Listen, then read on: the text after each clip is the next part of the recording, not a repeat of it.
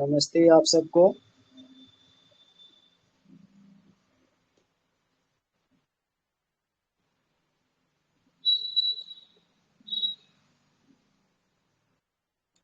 हाँ जी, नमस्ते।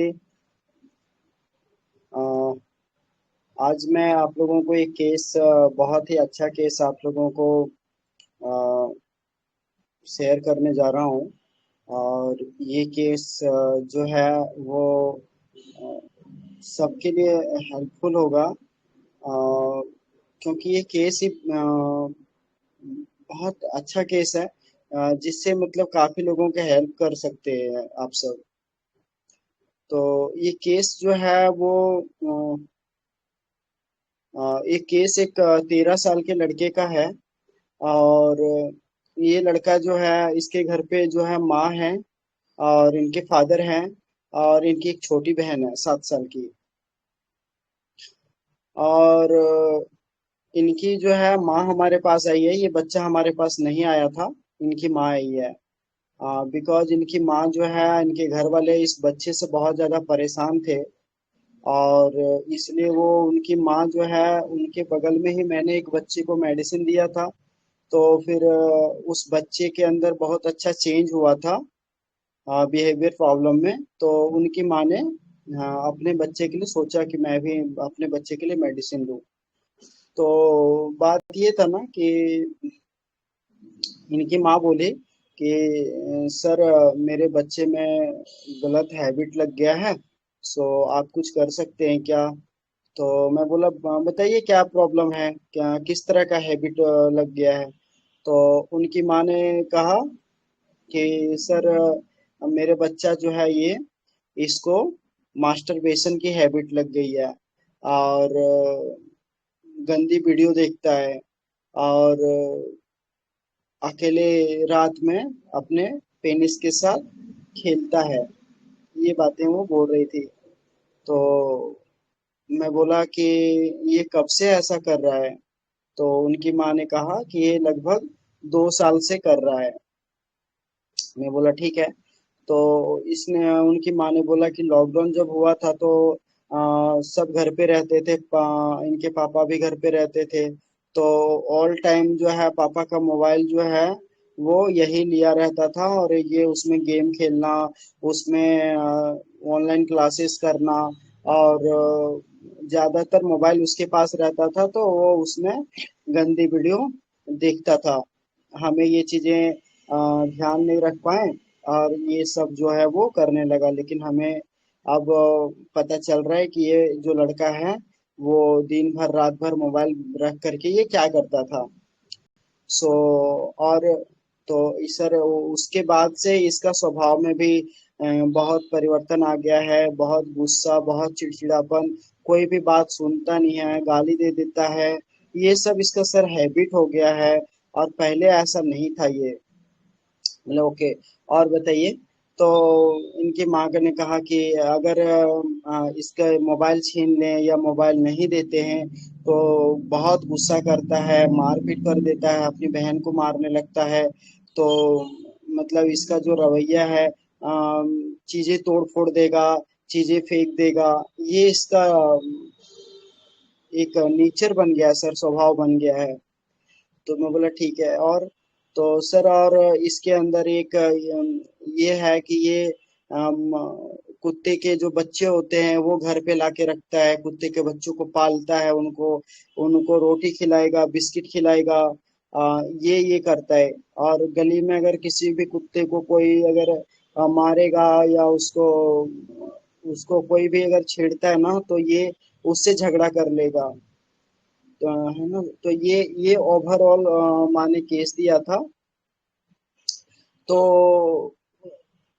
इस केस में, इस ये जो केस दिया इसमें मैंने कुछ रूब्रिक बनाए, और मैं रेमेडी तक पहुंचा। और ये रेमेडी देने के बाद इस बच्चे के अंदर ये जो हैबिट्स थी मास्टरबेशन डिस्पोजिशन की, इस हैबिट्स के अंदर भी चेंज आया, और उनका स्वभाव बिल्कुल चेंज हो गया। और आप जब उसको मोबाइल नहीं भी देते हैं तो उसको उतना कोई फर्क नहीं पड़ता है। तो ये केस था। तो आप सब इस केस को अंडरस्टैंड करने का प्रयास करिए कि वास्तव में ये बच्चा क्या कर रहा है और क्यों कर रहा है। ठीक है। तो सबसे पहला मैंने इसमें रूब्रिक लिया था कि ये जो बच्चा है वो बहुत ज्यादा इसको मोबाइल में पॉर्न साइट देखने से या मतलब सेक्सुअल वीडियो देखने के चलते इसके अंदर ये प्रॉब्लम आया है। तो मतलब ये बहुत लस्टिवियस टाइप का बच्चा है। मैंने केस को ऐसे समझा था कि ये बच्चा बहुत ज्यादा लस्टिवियस है। और हमारे पास रूब्रिक है मास्टरबेशन डिस्पोजिशन चिल्ड्रन इन। तो ये मेरा फर्स्ट रूब्रिक था। और सेकंड रूब्रिक था कि ये जो बच्चा है वो बहुत ज्यादा इसको मोबाइल ना दो तो गुस्सा करने लगता है, चीजें तोड़ फोड़ कर देता है, मारपीट करने लगता है। तो एक वॉयलेंट पर्सनैलिटी मुझे समझ में आया कि anger contradiction from and डिस्ट्रक्टिवनेस and insolence. कोई भी बात बोलो तो ये सुनता नहीं है। ये स्ट्राइकिंग, ये सब मुझे रूब्रिक मिले। और इसकी माँ ने जो कहा कि ये जो बच्चा है मेरा, ये जो कुत्ते के जो बच्चे होते हैं, जो डॉगी के बच्चे होते हैं, उसको घर में लाके रखा है, उसको पालता है। तो just for animal loves for and sympathetic animal toward. तो ये सारा जब रूब्रिक क्लब किए तो इसमें सिंगल रेमेडी मेडोराइनम आया। तो इसको मैंने मेडोराइनम 1 mg का 3 डोज दिया एंड 15 डेज का एसएल दिया।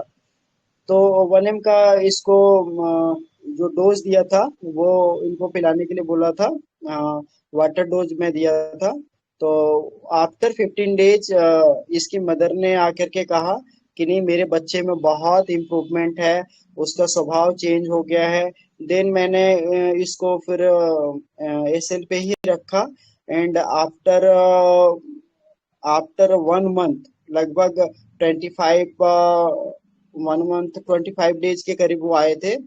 तो उसके बाद उस बच्चे के अंदर काफी इम्प्रूवमेंट हुआ था। बच्चा अच्छे से पढ़ाई करता था, स्वभाव नेचर बहुत बहुत अच्छा हो चुका था। तो अभी जो है हमारा होम्योपैथी मेडिसिन किस लेवल पे जाके काम कर सकता है, ये मिरेकल्स है। तो कहने का मतलब है कि अगर हम लोग सही एंड सटीक एनालिसिस कर पाए तो फिर अगर करेक्ट सिम्लिमम हो तो फिर वो व्यक्ति के अंदर मेंटल मेंटल प्रॉब्लम हो, साइकोलॉजिकल प्रॉब्लम हो, या कोई पैथोलॉजी हो, वो सब में इम्प्रूवमेंट आता है।